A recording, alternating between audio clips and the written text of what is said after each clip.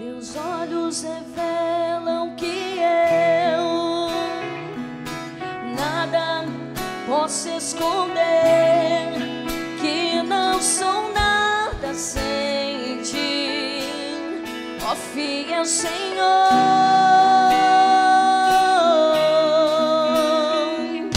Tudo sabes de mim quando sondas meu coração. Eu sei que tudo podes ver bem dentro de mim. Leva minha vida a uma só verdade, pois quando me sonda, nada posso ocultar.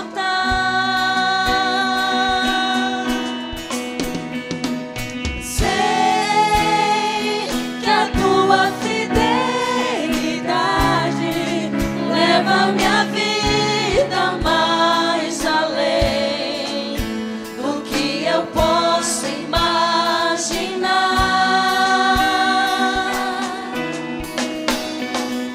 Sei que não posso negar que os seus olhos sobre mim me enchem da tua paz.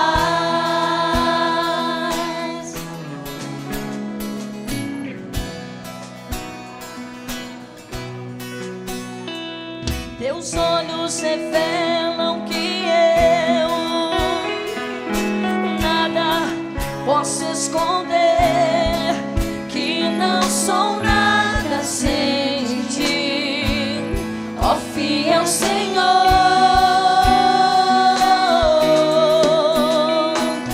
Tudo sabes de mim quando sondas meu coração. Sei que tudo podes ver bem dentro de mim.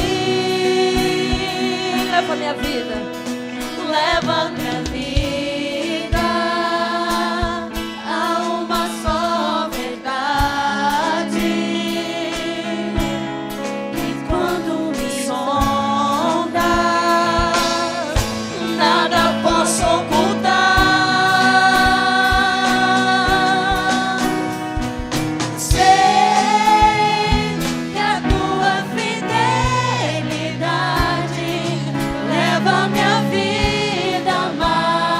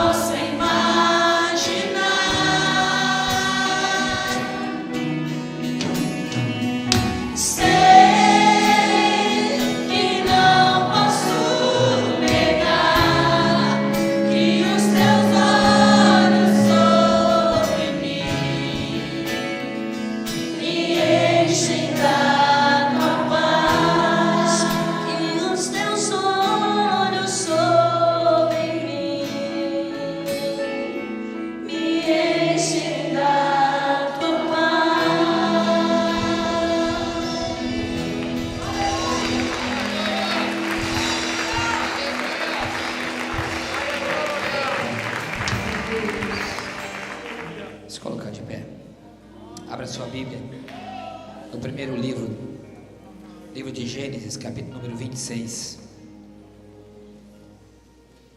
Quero compartilhar uma porção da palavra do Senhor. O Senhor me deu na segunda-feira. Na verdade, eu queria pregar uma outra palavra, mas quando eu li essa passagem, o Senhor começou a ministrar algo no meu coração. Algo que a igreja tem passado.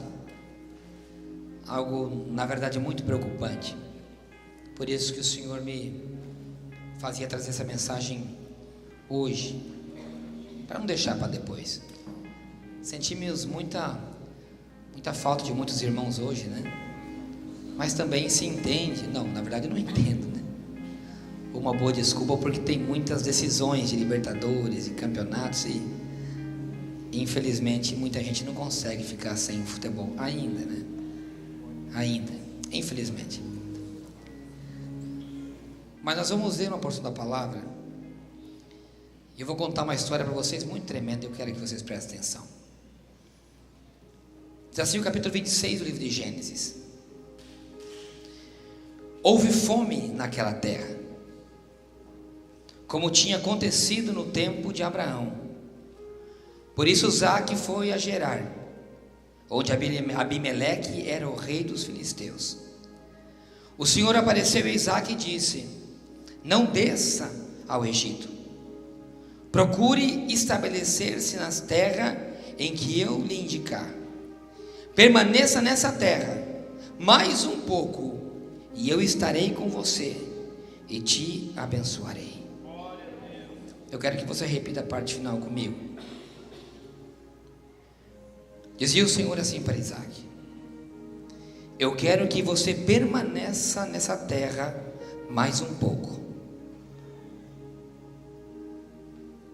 porque aqui o Senhor, Ele te abençoará. Amém? Aleluia. Pode tomar assento. Aleluia. Glórias a Deus. É verdade, Jesus.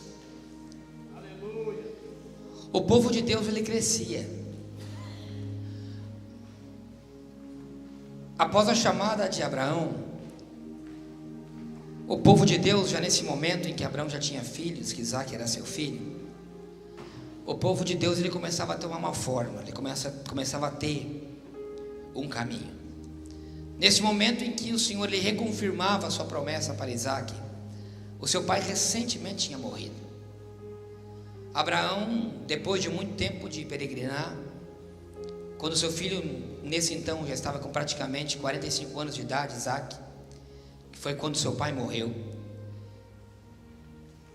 Abraão foi obrigado a estar durante um tempo numa terra chamada Gerar, que era a terra dos filisteus. Os reis filisteus se chamavam Abimeleque. Tem pessoas que confundem, porque Abraão tinha feito um pacto com Abimeleque no capítulo 21. Agora Abimeleque aparece outra vez no capítulo 26. E tem pessoas que pensam que é o mesmo Abimeleque. Até pensam então esse rei era eterno, porque fez um pacto com Abraão, já passaram-se tantos anos, e também com Isaque aparece na mesma história. É que assim como na dinastia do povo egípcio, os que estavam na parte maior, na cadeia mais hierárquica, que eram no Egito, que eram chamados faraós, para os filisteus, na terra de Gerar, eles eram chamados de Abimeleque. Então não se quer dizer que era o mesmo rei. Mas como Abraão tinha feito um pacto com o rei anterior dos filisteus, se estabeleceu naquela terra. E assim como era necessário, e assim como hoje a água é algo importantíssimo para nossas vidas, Abraão, ele tinha aberto alguns poços naquela região, porque ele era um povo que dependia da agricultura e dependia de arrebanhar animais, vacas e ovelhas, e a água era extremamente necessária. Por isso que na história bíblica você encontra muitas ocasiões importantes acontecendo ao redor de poços, ao redor de vertentes de águas, porque a sua importância era muito grande, não era como aqui. Nós vivemos num paraíso, que tem água por tudo quanto é lado, qualquer lugar que você vai tem um riacho. Lá não, lá dependia de escavar em poços de 20, 30 metros, de profundidade naquela época para se obter água. Então os poços eles eram importantes. E Abraão fez um pacto com o rei anterior antes de morrer, Abimeleque, e se estabeleceu naquele lugar. Quando Abraão morre, ele deixa toda a sua herança para Isaque, tudo, não somente a herança financeira, porque Abraão já era um homem próspero, mas ele também deixa a herança familiar. Ele deixa um povo a qual seguia Abraão, também ficou na responsabilidade de Isaque. Isaque tinha uma grande responsabilidade, conduzia um povo a uma terra prometida, uma terra que Deus tinha prometido ao seu pai, não somente uma terra a qual lhe daria fartura, não lhe daria alimento, lhe daria uma prosperidade na terra, mas também era uma terra que emanaria leite e mel, na qual lhe daria uma prosperidade, uma promessa espiritual. E o povo de Deus ele crescia, e a responsabilidade estava na mão de Isaque. Já tinha uma igreja praticamente constituída, era o povo de Deus, era o povo escolhido por Deus. E disse naquele momento também a fome começou a assolar aquele povo. E assim como na época de Abraão, a água era escassa e a fome também começava a aparecer. E eu entendo que Isaque, preocupado com todo o seu povo e com a família dele, falou: não, eu vou me mudar, eu vou me mudar para uma outra terra. Isaque estava recém-casado. O seu pai, antes de morrer, manda o seu homem mais responsável, aquela pessoa de confiança, para trazer a sua esposa. Sua esposa era uma mulher lindíssima, conta a palavra do Senhor. Foi buscar ele na terra dos seus pais, e vê quando Rebeca vai chegando, quando o servo vem trazendo a sua esposa, ela encontra ele no caminho, e diz que naquele mesmo ato ele se apaixonou pela sua esposa, e foi, e levou para a sua casa, e as tornou a sua mulher. Ele recém-casado, ele se encontra numa mesma situação em que seu pai, numa terra filisteia, não era a terra deles, existia um rei a qual não era ele o que mandava, e o Senhor diz para ele: continua, fica nessa mesma terra, porque é nessa terra que eu vou te abençoar. Os povos daquela época, eles tinham uma cultura, e isso continua até na época medieval. O rei ele tinha uma autoridade sobre a terra e sobre as pessoas da terra. Na cultura filisteia era assim: a pessoa que se casava, se o rei gostava da mulher do seu esposo, ele simplesmente ia, mandava um servo e dizia: o rei quer a sua esposa, e essa esposa ela viria e teria que fazer parte do harém do rei. Como ele era um homem recém-casado, conhecendo a cultura, ele falou assim: não posso eu me casar e chegar com uma esposa tão linda nessa terra desses filisteus e correr o risco de que o rei vai querer levar a minha noiva para a noite de núpcias. Sinceramente, graças a Deus não veio naquela época, né, amor? Você imaginou você casar e o rei falar assim: Carlos, você casa, mas a lua de mel passo eu. Era o direito deles, sai fora, né? Eu também estou fora dessa. Graças a Deus eles livrou, né, irmão Daniel, dessa época, mas naquela época era assim. Então Isaque, quando chega, ele combina algo com Rebeca e diz assim: nós vamos combinar que você é minha irmã.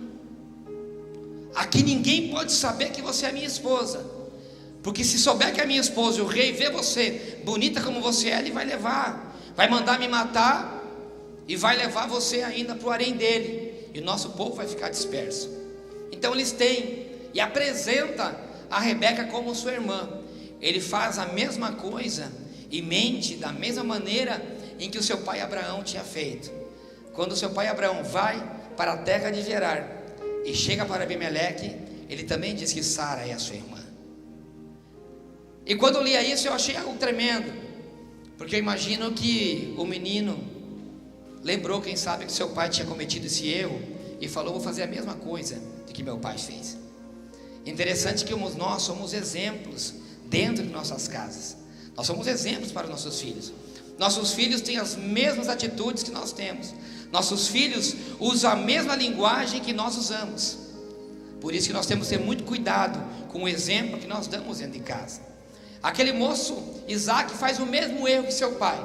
E um dia, quem sabe, Isaque esqueceu de fechar a janela do seu quarto e começa no momento, diz a palavra do Senhor, de carícia e de intimidade com a sua esposa, e diz que o rei Abimeleque olhava do alto da sua janela a Isaac acariciando a sua esposa.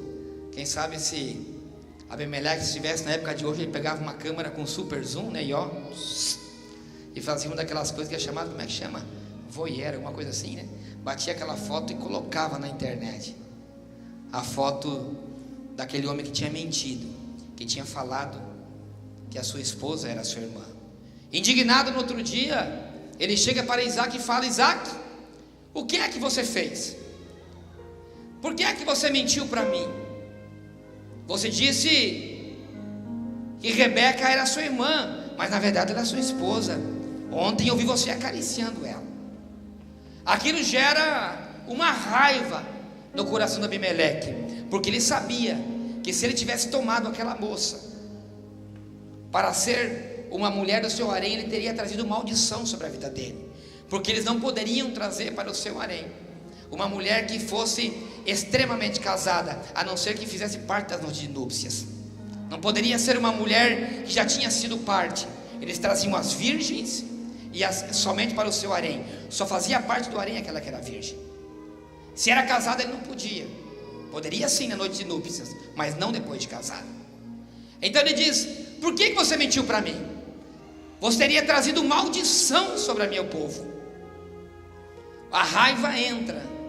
Algo que era dois povos que não eram da mesma raça, viviam naquele momento, que viviam super bem, através de uma mentira de Isaac, para proteger. Eu entendo que ele fez isso para proteger a vida dele e proteger a vida também da sua esposa, mas ela acaba trazendo uma inimizade entre os dois. Uma contenda começa a aparecer. E diz a palavra do Senhor, e era uma promessa que ele tinha feito, como nós lemos, que Isaac seria um homem abençoadíssimo naquela terra. E diz que numa terra onde se plantava e se colhia a 20 por 1, Isaac no primeiro ano colheu 100 por 1, tanto das coisas que plantou, tanto como das coisas que plantou. E muito rapidamente Isaac começou a prosperar. E naquele momento em que o rei filisteu Abimeleque perde a confiança no seu amigo, ele diz algo para o seu amigo: você tem crescido muito nessa terra, você se enriqueceu muitíssimo, você tem muitas vacas, muitas ovelhas e muitos servos, você está se tornando uma ameaça para mim. Então pegue agora todo o seu povo e saia da minha terra. Dá uma ordem a Isaac para sair de sua terra. Isaac é responsável a sair da cidade. Ele vivia no meio da cidade. É por isso que Abimeleque do seu palácio conseguiu ver a casa e ver a Isaac acariciava sua esposa. Eles viviam em plena comunidade. Mas uma mentira daquele homem gerou uma contenda, uma inimizade no coração do rei, e fez com que ele expulsasse da sua terra. Diz que Isaac saiu e se acampou num vale muito próximo de Gerar, a praticamente 20 quilômetros, monta o seu acampamento com toda a sua família, com todo o seu gado e com todas as suas possessões. Mas naquele lugar lhe faltava água, lhe faltava algo, que era água. Não tem como você arrebanhar um animal, não tem como você arrebanhar um rebanho de ovelhas se você não tem água. Não tem como você alimentar um povo se você não tem comida. Não tem como você dar frutos se não tem água na terra para regar a semente. Faltava água. Então Isaac lembra que seu pai tinha cavado poços naquele lugar. Aqueles poços, quando Abraão morreu, o povo filisteu, para prejudicar o povo de Israel, para prejudicar o povo do rei, o povo de Deus, eles enterraram todos os poços e se jogaram tudo terra dentro dos poços. Então diz que Isaac, ele pega algum de seus servos e manda que desentulhe todos aqueles poços que estavam enterrados. Diz que os servos foram e começaram a cavar, a arrancar. Você já imaginou, irmão, o que é? Arrancar terra de dentro de 20 metros de profundidade, para ter água para você dar para o teu rebanho, para ter água para que você dê para o teu povo. Foi isso que Isaac mandou fazer. Diz que os servos foram, cavaram, arrancaram todos aqueles entulhos, toda aquela terra que foi jogada em cima daquele lugar. E diz que quando eles encontraram água, uma água limpa, e começaram a beber daquela água, diz que os pastores de Abimeleque estavam ao redor, viram que eles tinham cavado um poço na terra que pertencia a eles. Diz que começaram a fazer uma contenda, uma discussão com o povo de Isaque, e que eles falaram: essa água é nossa, e acabaram expulsando novamente os servos, e eles não puderam tomar daquela água. Então eles pegaram e deram o nome daquele poço de Ezeque, que significa contenda. Saíram daquele lugar, encontraram um outro poço que Abraão tinha cavado, na mesma circunstância. Aquele poço estava enterrado. Eles vão, cavam aquele poço, arrancam todo o entulho que tinha em cima. Quando eles começaram a tomar a água, começaram a ter um pouco de água, vêm os mesmos pastores e tomam de volta aquele poço deles. Eles chamam aquele poço de Sitna, que significa inimizade. Sitna tem uma raiz de Satã, adversário. Então eles saem daí, vão para Isaque e diz: nós não podemos beber água, nós não temos água. E diz que Isaque manda aqueles moços a cavarem um poço um pouco mais distante. Eles se afastam um pouco mais do terreno aonde estava Abimeleque. Eles vão, cavam outro poço e encontram um pouco de água. Mas aquela água não era uma água viva, não era um manancial, não era uma corrente e um rio de água viva. Era mais ou menos uma água poluída. Mas diz que mesmo assim, naquele momento, o povo de Abimeleque, porque já estava um pouco mais distante, eles já não perseguiram mais, e eles puderam tomar um pouco daquela água. Então eles chamaram o nome daquele poço de Reobote, que significava uma distância maior, um alargamento maior. Mas diz que Isaque não se contenta em ficar naquele lugar, e vai para um lugar ainda mais longe. Naquele lugar ainda mais longe, eles realmente encontram, eles cavam um poço de mais ou menos 3,5 metros de diâmetro, e ali realmente diz a palavra do Senhor, que eles encontram um manancial de água. Só que enquanto aquele moço cavavam o poço, vem aparecendo Abimeleque, com todo o seu exército, com os seus conselheiros e com os seus guerreiros. E diz que eles chegam para Isaque, e Isaque, imagina Isaque sentado, e quando ele olha, vê todo aquele exército na cabeça dele, diz assim: meu Deus, agora sim que ele vai vir para me destruir. Já me perseguiu em um lugar, me perseguiu em outro. O meu rebanho está sem água, eu já estou sem água, já estou desfalecendo, o meu povo inteiro vai morrer. E disse: quando ele chega, Isaque diz para ele: por que você me persegue? Já não basta que você me expulsou da sua terra? E diz a palavra do Senhor, que quando ele chega, Abimeleque diz: não, eu quero fazer paz contigo. E diz que Isaque, quando ele diz que quer fazer paz, diz que ele faz um banquete para Abimeleque comer.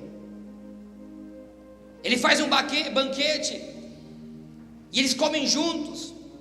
E diz que quando eles acabam de comer, eles fazem um pacto de paz. Eles fazem um pacto de paz. Então eles fazem um juramento entre eles, uma nova aliança. Isaque dá o nome daquele poço de Bet-Seda, que seria a mesma cidade de Bet-Seda, que seria o poço do juramento, o poço da nova aliança. E diz que quando ele despede em paz aqueles moços que cavavam aquele poço, que recém tinha dado um pouco de água, eles voltam correndo e disse: encontramos água, encontramos água, encontramos água. Seria: encontramos água em fartura. E diz a palavra do Senhor, que diz que foi uma alegria naquele lugar. E diz que tanto Abimeleque como Isaque se alegraram e se despediram em paz. E após aquilo que aconteceu isso, diz que Isaque faz um altar, faz um sacrifício. E logo depois de ele fazer esse altar, esse sacrifício, diz que o Senhor aparece para Isaque e diz algumas palavras, restabelecendo todo o conserto que ele tinha feito, dando promessas, que as mesmas promessas que estavam sobre Abraão, as mesmas promessas que estavam sobre o seu pai, essas promessas estariam com ele, que ele seria um homem próspero, que a semente dele multiplicaria a terra, que através da vida dele existiria um Salvador.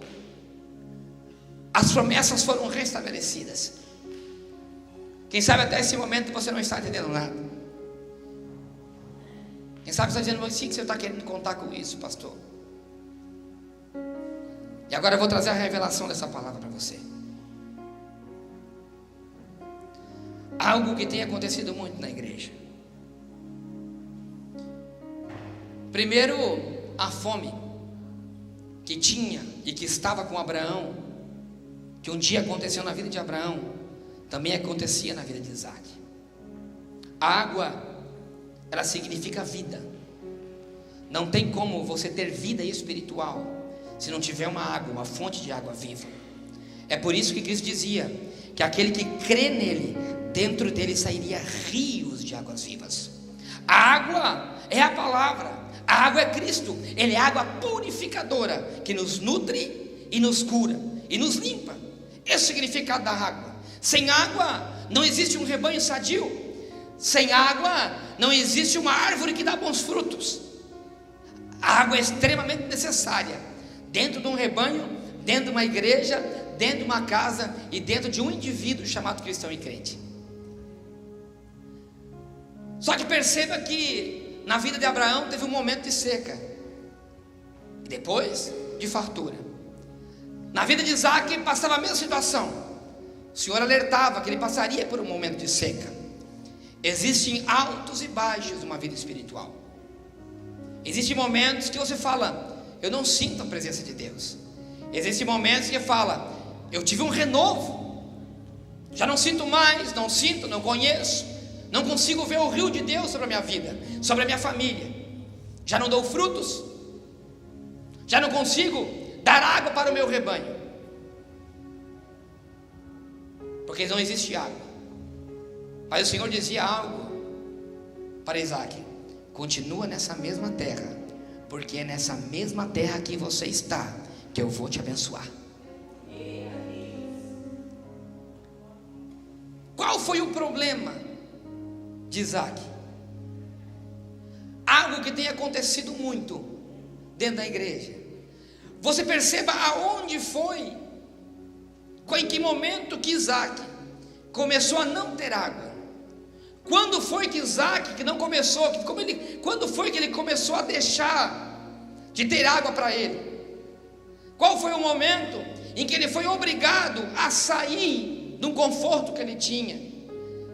Você imagina, irmãos, 1 milhão de israelitas vivendo num lugar, numa cidade grande, aonde existia casa, comodidade, água e alimento, e que do dia para a noite fala assim, não vai ter água, nós vamos ter que sair para o deserto. Aonde foi que entrou? Qual foi o problema? O problema que primeiramente aconteceu quando Isaac mentiu para aquele que ele tinha aliança, aquele a qual ele tinha feito uma aliança, que era dono da terra. Isso é muito forte. Quando ele mentiu para o dono da terra, para o rei falou para ele: agora você sai da minha presença. Gerou algo chamado inimizade. Quando você mente para alguém, você perde a confiança daquela pessoa. E quantos que têm feito pactos de aliança com o seu rei celestial e que têm mentido para o seu próprio rei? Aí você sai da presença do rei e você começa a passar sede. Você sai da presença do rei e o teu poço começa a secar. Começa a faltar água. Quando começa a faltar água, você começa a ter sede. E a árvore que um dia dava frutos, ela já começa a parar de dar frutos. E ele vai e cava um poço. Ele vai atrás da onde? Ele vai atrás da água do poço aonde seu pai tinha cavado. Ele começa a tirar, e quando aquilo começa a dar água, vem o inimigo novamente. E o que diz para ele? Esse poço é meu. Ele dá o nome daquele poço, contenda.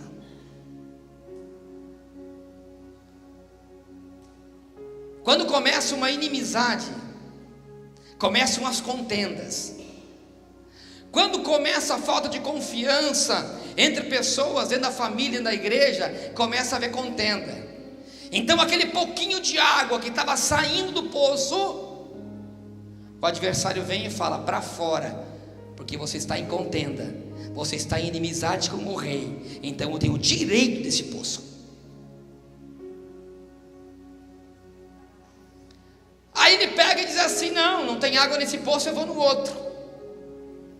Aí ele vai e cava a água, e vai e luta, e vai e ora, e começa a arrancar entulho. E aí ele vai e ele paga preço e começa a arrancar entulho.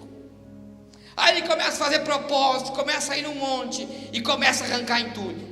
Aí ele vai e ele encontra água. Aí vem o quê? Vem o poço de Sítica, que significa adversário, inimigo, raiz de Satã. Você luta para encontrar água de novo. Quando a água começa a brotar, o adversário vem e fala: esse território pertence para o rei. Você está em contenda com ele, você está em inimizade com alguém. Então ele pega de novo o teu poço. Aí você pega e vai um pouco mais longe, mas aqui tem algo muito profundo, que diz que Isaac, ele se afastou bem para longe da onde era a cidade de Gerar, e diz que ali sim ele cavou um poço e começou a encontrar um pouco de água, e deu o nome daquele poço de Rio Bote, que significa uma distância, um alargamento. Sabe o que significa isso? Sabe por quê que Isaac começou a encontrar água? Porque ele se afastou da região da contenda. Ele se afastou daquele que ele tinha inimizade. Ele já não contendava mais. Ele já não tinha mais atrito com o irmão. Ele já não tinha mais atrito com aquela pessoa que ele tinha. Já não estava mais em conflito, porque ele tinha se afastado dele. Então ele começa a desentulhar e começa a encontrar um pouco de água. Porém essa água ainda não é suficiente, ela é pouca. Então ele se afasta e acontece algo muito tremendo. Diz a palavra do Senhor que Abimeleque, o inimigo, foi ao encontro de Isaac. Eu imagino que na cabeça de Isaac, quando ele olhou o inimigo chegando, ele falou assim: de novo, vai vir fazer contenda comigo. Eu estava em paz, eu já não tinha mais conflito com ele. Por que esse endiabrado vem aqui me incomodar? Por que é que esse filho de Satanás vem me incomodar? Não está vendo que eu estou em paz? E cada vez que ele vem, eu estou indo mais longe. Será que ele não está vendo que eu não quero briga? Será que ele não está vendo que eu não quero contenda? Eu estou na minha. Eu estou na minha. Ainda mais ele não vem sozinho, ele vem com um exército ainda. Ele vem com toda a sua corça, com aquela cambada de fofoqueiro, com aquela cambada de puxa-saco. Será que ele não vê que eu estou indo longe dele, que eu não quero nada, que eu sou da paz, que eu não quero conflito? Irmão, preste atenção no que eu vou falar para você. O negócio não é você se afastar daquele que você tem contenda. O negócio é você se consertar com aquele que você tem contenda. O negócio não é você fugir do teu problema. O negócio é você enfrentar o teu problema. E diz que Isaac, quando ele chega, o que ele diz? Já não basta você ter me expulsado. Quer dizer que aquilo que Abimeleque tinha feito para ele estava guardado no coração dele. Ele estava distante, mas ainda a ferida existia no seu coração. Porque a primeira coisa que ele diz para Abimeleque, ele diz: por que é que você veio atrás de mim? Será que não bastava você me expulsar da sua terra? Então Abimeleque diz algo para ele: eu vim para ter um concerto contigo. Perceba que todos os poços que Isaac cavava quase não tinham água. Só que enquanto ele falava com Abimeleque, ele tinha mandado os seus servos cavarem outro poço. Então diz que eu imagino que no coração dele aquele homem se quebrantou. Ele falou: agora não tem jeito. Ele veio até mim, eu vou ter que enfrentar esse problema e eu vou ter que me consertar com ele. E o tremendo é da palavra do Senhor, se você ver, diz a palavra do Senhor que ele fez um banquete para Abimeleque. Sabe por quê, irmãos? Um banquete você só consegue oferecer quando você abre as portas da tua casa e você faz o melhor do melhor que você tem para uma pessoa. Sabe o que eu aprendo com isso? Que Isaac não foi rancoroso. Por mais que ele teve raiva, quando ele viu que ele realmente tinha que se consertar com aquele seu inimigo, ele pegou e falou assim: não, eu só não vou te perdoar, eu vou abrir as portas da minha casa para você entrar. E eu só não vou abrir as portas da minha casa para você entrar, eu vou oferecer um banquete para você. E diz que quando eles acabam de comer, eles apertam as mãos e eles falam: então nós nos despediremos em paz. Quando ele fala isso, eles apertam as mãos, vem correndo. Depois você lê a história. Quando eles apertam as mãos, aparece um boom no mundo espiritual. Quebra toda barreira, quebra toda corrente, todo impedimento que fazia que rios de água viva saíssem de novo e favorecessem a vida de Isaac. Tudo que estava travado através de uma inimizade, tudo que estava travado através de uma contenda, cai por terra, porque ele diz: nós despedimos em paz. Quando ele diz isso, os servos dele vêm correndo e diz: encontramos água. Você perceba que não é encontramos água da maneira anterior, é uma exclamação dizendo: nós encontramos muita água. Sabe o que significa isso? Sabe aquela vida amarrada que se tem por causa de contenda, de picuinha dentro da igreja, de inimizade? Sabe por que o Espírito Santo não desce e não cai? Quer que eu falo para você? Porque tem vezes que você fala: meu Deus, esse culto travado é coisa do Satanás. Não é coisa de Satanás, é coisa nenhuma. É crente que tem contenda com outro crente da igreja e não permite que o rio de água viva verdadeiro desce em cima da igreja. Fica caindo conta-gota. Vai lá, cava, aí não sai rio, sai uma gota de água. Aí o inimigo vem através daquela contenda e e tranca a benção. Não é que o culto está amarrado, é que existe contenda entre os irmãos. Não é que o Espírito Santo não quer vir, não é que não tem um rio de água. Sabe o que é? É que existe inimizade entre os irmãos. Sabe por que o Espírito Santo não cai? Não é só porque não tem inimizade, é porque a pessoa, em vez de enfrentar o problema dela de frente, ela prefere fugir e não ter um encontro. Inimizade, contenda, desencontro, falta de perdão trancam as vertentes de águas espirituais. Trancam. Impedimento. É uma vergonha. Meu irmão, é uma vergonha. É uma vergonha um cristão dizer que tem raiva do outro irmão. Não é simplesmente uma vergonha, é antibíblico. Não é coisa de crente, é coisa de Satanás.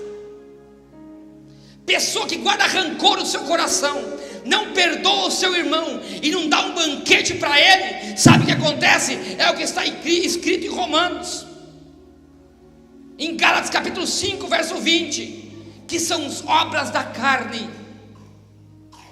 Leia depois da sua casa. Sabe o que diz? São coisas da carne.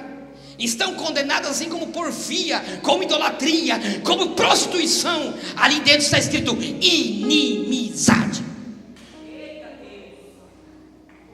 Gálatas capítulo 5 verso 20. Anote na sua Bíblia, no seu lembrete celular, e depois leia na sua casa. Sabe por que não tem mais milagre na igreja? Porque tem inimizade na igreja. E não é só entre irmãos, é entre igrejas, entre pastores. É uma vergonha a discussão entre crente que trabalha no mesmo lugar, em se chamar de endemoniado, de que não vale nada. É uma vergonha. Pior ainda é se chamar de crente. Você não é crente coisa nenhuma. O que você tem que fazer é se converter, ler a palavra e transformar o teu caráter que é podre. Um caráter podre, imundo.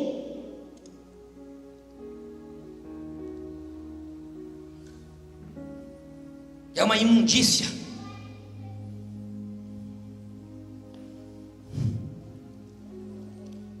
Vou ler para você. Fico indignado, porque alguns pagam um preço tão alto para as coisas acontecerem na igreja, e outros por picuinha trancam os rios de Deus para uma vida. Pessoas morrem em hospitais e dentro da igreja com câncer, sem salvação, porque tem pessoas que são líderes dentro da igreja, em que deveriam se perdoar e se consertar, ficam de picuinha, incontente e inimizade. Não é o diabo coisa nenhuma. Somos nós mesmos que criamos.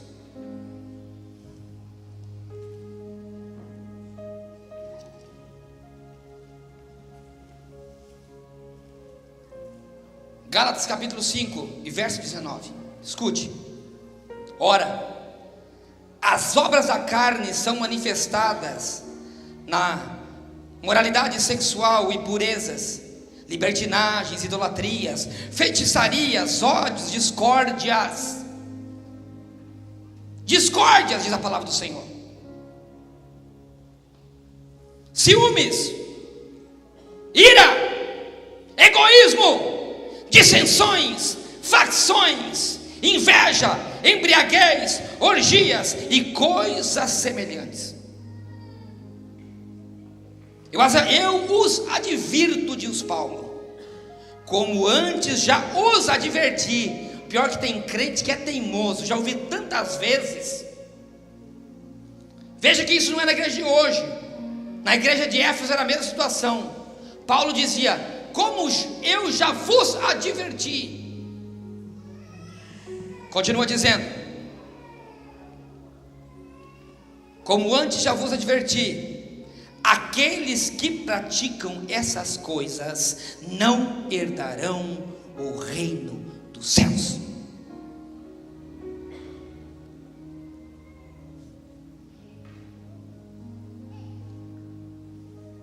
Mas olha que tremendo.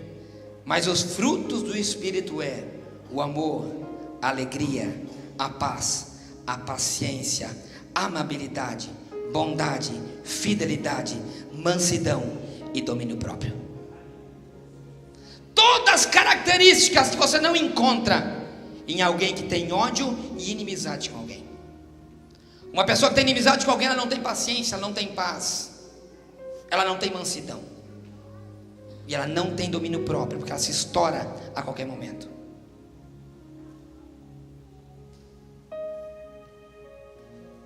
Quem sabe você pensou que você viria aqui para ouvir uma mensagem de que Deus ia derrubar o inimigo que está na sua vida. Deus só vai derrubar o inimigo que está na sua vida quando você mudar o teu caráter primeiro. Porque quem dá permissão para o diabo entrar na sua vida e agir é você mesmo.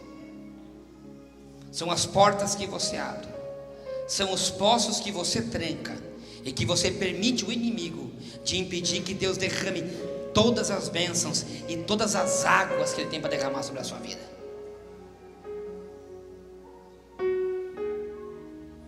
Mas olha o que diz o livro de Efésios capítulo 2 e o verso de número 13. É tremenda a palavra do Senhor. Mas agora em Cristo Jesus, vocês que antes estavam longe foram aproximados mediante o sangue de Cristo, pois Ele é a nossa paz, a qual de ambos fez destruir as barreiras, os muros da inimizade. Sabe qual que é a única pessoa que vai derrubar essa barreira que está entre você e essa pessoa? É o sangue de Jesus Cristo. Diz que Ele derruba todas as barreiras e todos os muros da inimizade. Sabe o que o Senhor quer dizer nessa noite? Para mim e para a sua vida, que é uma noite de reflexão para você. É uma noite em que Deus te trouxe aqui. Eu sei que a verdade dói, a verdade machuca, a verdade aperta. Mas não existe evangelho sem negação. Não existe. Não existe salvação sem renúncia. Você tem que renunciar ao teu eu, para que Cristo possa viver em você.